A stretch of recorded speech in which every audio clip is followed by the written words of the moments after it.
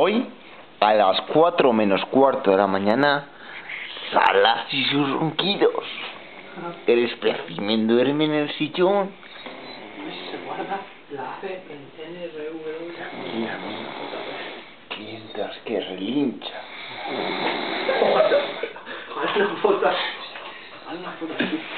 Sigue relinchando tranquilamente, mientras que Nede se saca un moco que la pilla el fragante. Estaba así. ¿Te estás sacando un moco a Nede? Mentira. Qué guarra tú. Se ha sacado un moco y por lo visto que dices que ha tapado un agujero que tenía en casa. Ay. ¿Cuál? Estaba así. Estaba sacándose un... Y ya le estaba viendo moco. Madre mía. la uña por el ojo. Una polilla ahí al lado. Masilla reparadora la llaman. La masilla reparadora. Mientras tanto...